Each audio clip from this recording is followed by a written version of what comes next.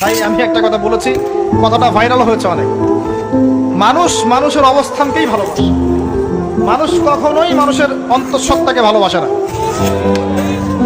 অবস্থান আপনার ভালো, আপনার পিছনে মানুষের অভাব থাকবে না। আজকে আপনার ক্ষমতা আছে, পাওয়ার আছে, খ্যাতি আছে, ইত্যাদি আছে, মানুষ দেখবেন পিছনে ঘুরঘুর করছে, ঘুরঘুর করছে, এবং এরা কিন্তু সবাই সবার স্বার্থেই ঘুরঘুর করছে। এর বাইরে আল্লাহ পাক কিছু মানুষের মনে আল্লাহর পক্ষ থেকে মহব্বত দেন, এটা আলাদা বিষয়। আপনি মানুষকে সন্তুষ্ট করতে পারবেন না।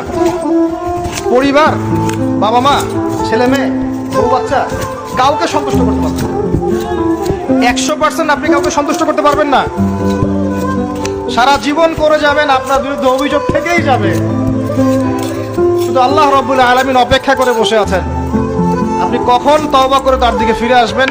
দিন আল্লাহ পাক আপনাকে মাফ করে দিবেন ইনশাআল্লাহ।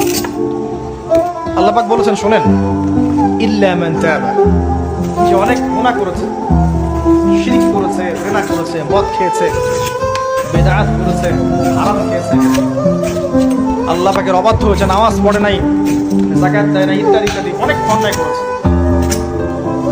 একদিন তওবা করে ফিরে এসেছে। আল্লাহ পাক বলেছেন, ইল্লা মান তাবা, যে ব্যক্তি তওবা করে ফিরে আসলো, ওয়া আমানা, এবং ঈমান নিয়ে আসলো, ওয়া আমিলা আমালান সালিহান, এবং এখন থেকে সৎ আমল করা শুরু করলো, হোক সে নারী বা পুরুষ, যে কেউ, যে কোনো বয়সের, যে কোনো বর্ণের, যে কোনো ভাষা, যে কোনো দেশের, এগুলো কিচ্ছু যায় আসে না আল্লাহ পাকের। ইন্নাল্লাহা লা ইয়ানজুরু ইলা আজসামিকুম ওয়ালা ইলা সুওয়ারিকুম ওয়ালাকিন ইয়ানজুরু ইলা কুলুবিকুম ওয়া আমালিকুম।